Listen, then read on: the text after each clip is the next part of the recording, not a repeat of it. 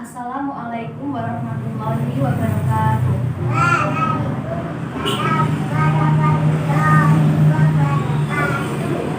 Sebelum memulai pelajaran pada ini, silakan ketua kelasnya untuk mendengarkan doa.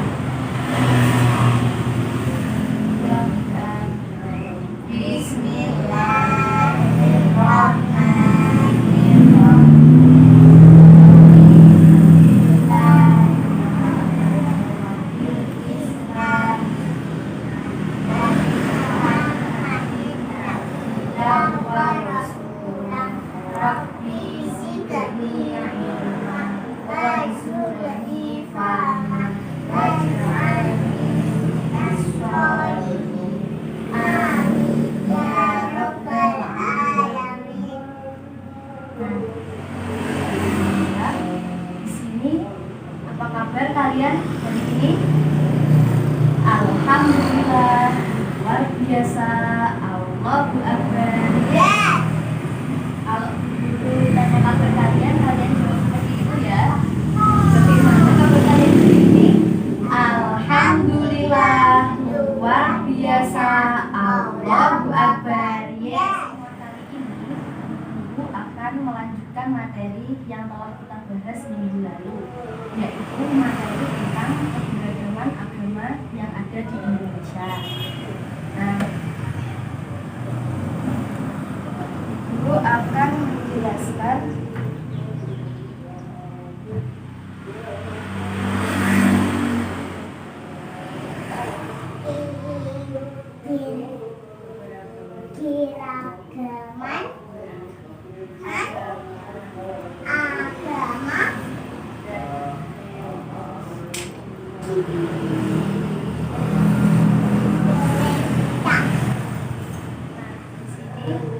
adakah yang tahu apa saja agama yang ada di Indonesia?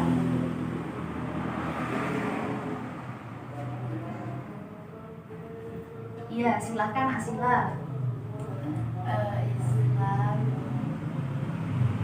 Islam.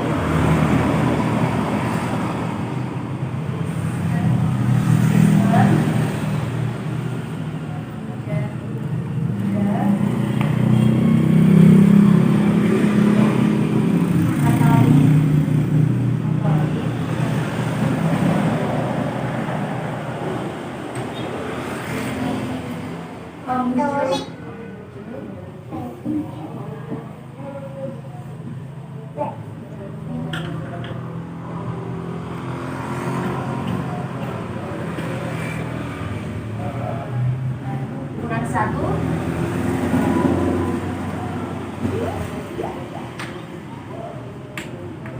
Sudah? Tidak tahu? Oke, kurang satu yaitu agama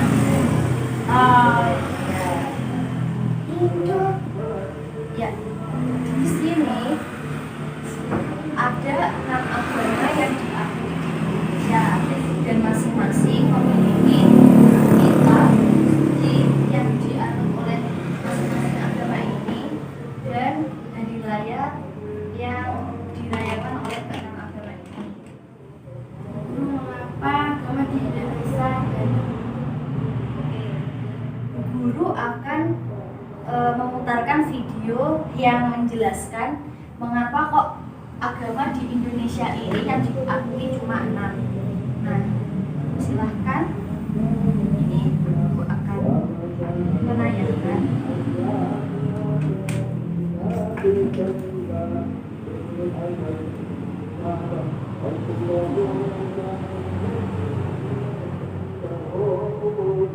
akan menayangkan video yang ini.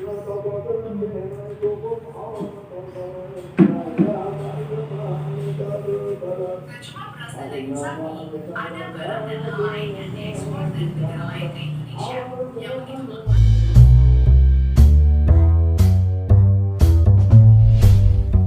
Nggak cuma beras dan daging sapi, ada barang dan hal lain yang diekspor dari negara lain ke Indonesia yang begitu melekat di kita dan jarang kita sadarin. Dan itu adalah agama kita. Sebagian kepercayaan yang kita anut ini masuk secara berkala di rentang sejarah Indonesia. Agama Hindu dan Buddha dibawa sama orang India. Agama Islam disebarkan oleh orang Gujarat dan Persia. Agama Kristen Protestan dan Katolik nyusul bareng orang Portugis dan Belanda. Dan orang Tiongkok pun ikut ngebawa Konghucu ke Nusantara. Tapi kalau dipikir, di sejarah panjang Indonesia pasti ada aja agama lain yang datang maupun tumbuh sendiri. Lalu, kemana perginya agama-agama itu? Kenapa agama resmi di Indonesia cuma ada 6? Singkatnya, ide tentang 6 agama resmi di Indonesia ini dulu datang waktu zaman Bung Karno. Alasannya, karena ke-6 agama inilah yang jumlah penganutnya bisa dibilang paling besar di negara kita. Padahal sebenarnya sejak dulu kepercayaan itu macam-macam sampai akhirnya sekarang ada 187 agama lokal di Indonesia. Sungguh sangat banyak. Bedanya, mereka lebih ngebentuk kelompok-kelompok kecil dan di sisi lain juga ditekan sama keadaan politik yang hasilnya penganutnya pun gak sebanyak 6 agama resmi yang ada sekarang. Tapi kalau begitu, sekarang gimana nasib 12 juta orang penganut agama-agama lokal tadi? Singkatnya, sejarah mereka itu kelam. Bayangin gini, ada suatu masa di negeri kita waktu orang-orang dengan kepercayaan yang berbeda dipaksa untuk milih agama resmi yang ada. Meski agama mereka nggak ada di pilihan, mau nggak mau mereka harus memilih. Karena kalau enggak, mereka bakal dituduh ateis, bahkan komunis, yang bikin mereka susah dapat kerja dan dikucilkan dari masyarakat. Di era ini pula, diskriminasi terjadi kepada masyarakat etnis Tionghoa yang membuat agama Konghucu sempat enggak diakui. Untungnya, sekarang keadaan udah berubah. Seenggaknya, para penganut agama lokal ini udah bisa ngeliat setitik harapan di balik langit yang selama ini mendung. Ya, karena sekarang pemerintah udah bisa nyantumin keterangan lain atau dalam tanda kutip agama ketujuh di kolom agama kartu identitas mereka. Tapi pengakuan kepercayaan ini belum betul-betul ngangkat agama lokal jadi setara dengan 6 agama tadi. Karena faktanya, di beberapa tempat, para penganut kepercayaan ini masih ngalamin perlakuan berbeda waktu ngurusin dokumen negara. Atau anak-anak mereka bingung waktu belajar agama di sekolah, karena pelajarannya nggak ada. Atau mesti ngadepin banyak tantangan, bahkan untuk sekedar beribadah sehari-hari. Semua ini masih perlu kita perbaikin karena Undang-Undang Dasar kita ngejamin semua orang untuk milih agama dan kepercayaan yang mereka anut, tanpa dibatasin apa agamanya. Karena itu nggak mustahil kejadian. Banyak negara nggak butuh nyantumin agama di identitas penduduk negaranya. Karena sebenarnya pun Indonesia itu satu dari hanya 8 negara dari 195 negara di dunia yang penduduknya nyantumin agama di KTP. Tapi tentu aja, bagi kita agama jadi identitas yang melekat dan gak bisa dihilangin begitu aja. Dan pencantuman agama di KTP pun gak ngehalangin kita untuk beribadah sesuai dengan keyakinan. Karena pemerintah juga akan dukung itu semua selama tujuannya baik. Memang, aslinya kita perlu resapin lagi upacara bendera tiap Senin yang mungkin sering kita dengerin sambil bercanda sama temen. Ikutin pembina dan baca keras-keras Pancasila kita. Karena dengan begitu, kita nggak akan lupa untuk menghargai umat agama lain dan agama lokal karena mereka juga percaya pada Tuhan yang Maha Esa. Tugas kita lah untuk menjaga Indonesia jadi lebih damai dan terbuka. Dan seperti biasa, terima kasih.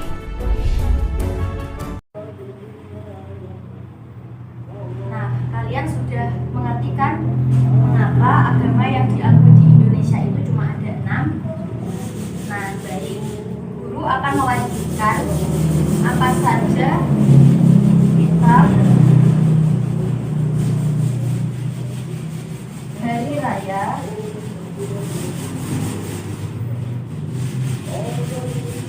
dan tempat ibadah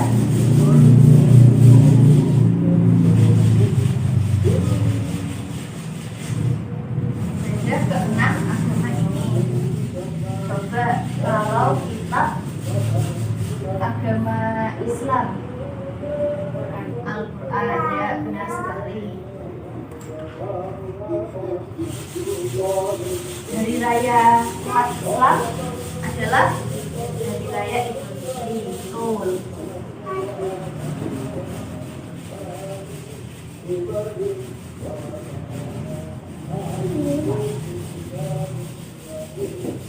Kemudian tempat ibadah orang Islam di masjid.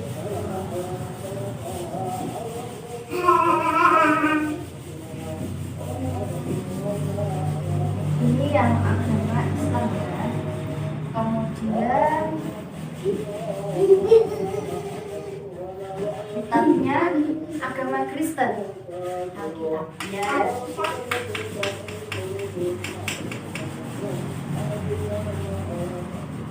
Kemudian hari raya umat Kristen adalah Natal.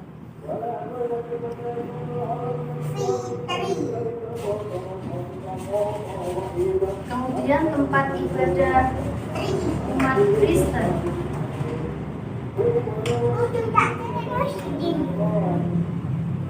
Gereja, iya betul.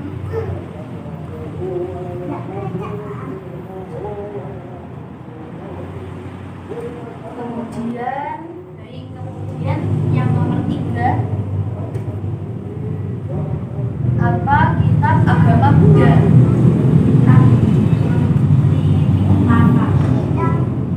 Tripitaka.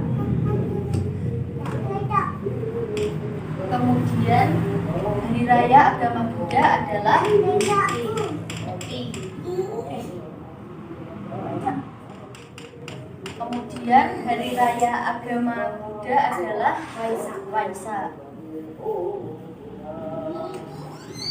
Kemudian tempat ibadahnya berada di vihara, benar sekali.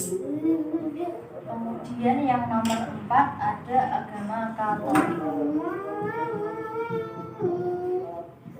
Katolik kitab sucinya Alkitab juga, sama seperti Katolik Kristen ya. Kemudian hari rayanya Natal sama juga. Kemudian tempat ibadahnya di gereja. Lanjut yang nomor 5, Konghucu.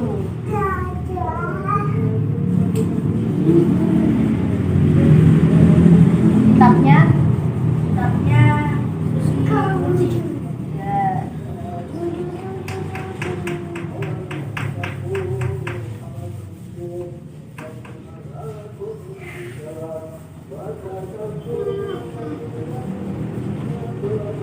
Kemudian hari rayanya Imlek. Kemudian tempat ibadahnya berada di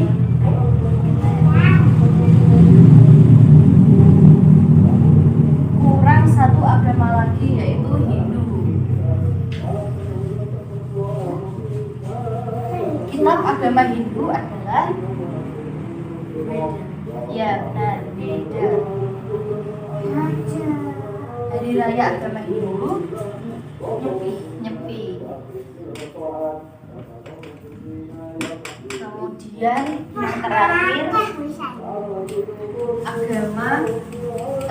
yang terakhir tempat beribadah agama Hindu berada di Pura. Nah, sudah ya. Kalian sudah mengetahui apa saja kitab, hari raya, serta tempat ibadah ke-6 agama ini. Lalu dari sini ada yang ditanyakan?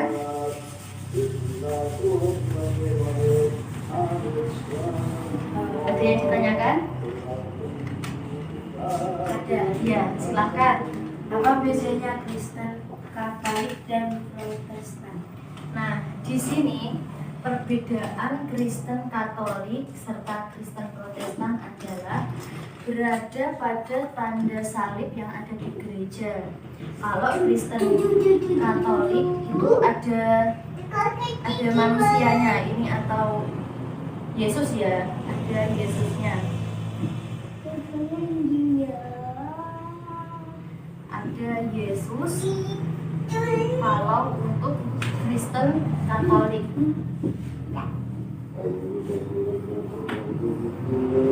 Kalau Kristen Protestan ini tidak ada Yesus.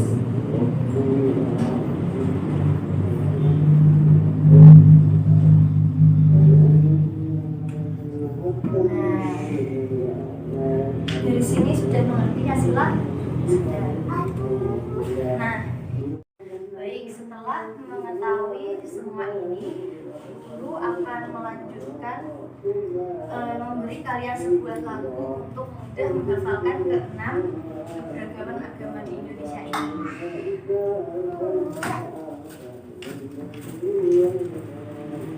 Firman, contohnya Indonesia negara Bhinneka Tunggal Ika, memiliki banyak suku, bangsa dan agama, juga memiliki keragaman agama. Mari kita sebutkan dan menghafalkan. 1 Islam, 2 Kristen, 3 Katolik, 4 Hindu, 5 Buddha, 6 Konghucu. Ini 2 kali ya.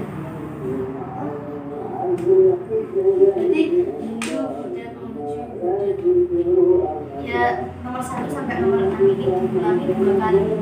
Oke, sudah bisa? Ya, mari kita coba menyanyikan bersama-sama. 1, 2, 3. Indonesia negara Bhinneka Tunggal Ika, memiliki banyak suku, bangsa dan agama, juga memiliki keragaman agama. Mari kita sebutkan dan menghafalkan. 1 Islam, 2 Kristen, 3 Katolik, 4 Hindu, 5 Buddha, 6 Konghucu.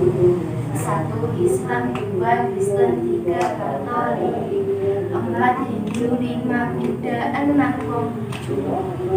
Nah, dari sini kalian sudah mengertikan dan sudah hafal apa saja keberagaman agama di Indonesia. Nah, dari pertemuan kali ini materi yang dapat disimpulkan yaitu keberagaman agama di Indonesia itu ada 6, yaitu Islam, Kristen, Katolik, Hindu, Buddha, dan Konghucu, yang masing-masing agama tersebut memiliki kitab suci, hari raya yang dirayakan, dan tempat ibadah. Nah, adakah kalian yang mempunyai teman yang berbeda agama? Tidak punya. Nah, apabila kalian mempunyai teman yang berbeda agama, apa yang kalian lakukan? Tidak, saya akan bertoleransi dan menghargai. Ya, benar sekali. Apabila kita memiliki teman yang berbeda agama, kita harus mempunyai rasa toleransi atau menghargai dengan teman kita yang berbeda agama tersebut. Nah, selesai sudah materi kita pada hari ini. Oh iya, tadi lupa untuk mengabsen di awal pertemuan. Asma,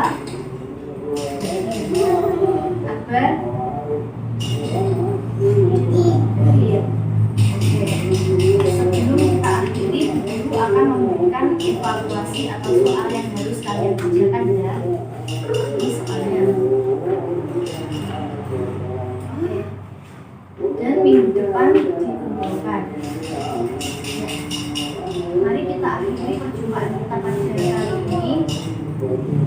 Silakan duduk bangkunya masing-masing dan berkemas-kemas pulang.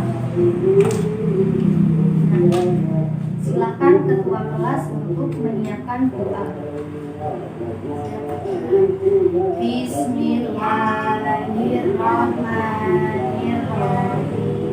Wal 'asri innal insana lafi khusrin illa alladziina aamanu wa 'amilus sholihati wa tawashaw bil haqqi wa tawashaw bis sabr.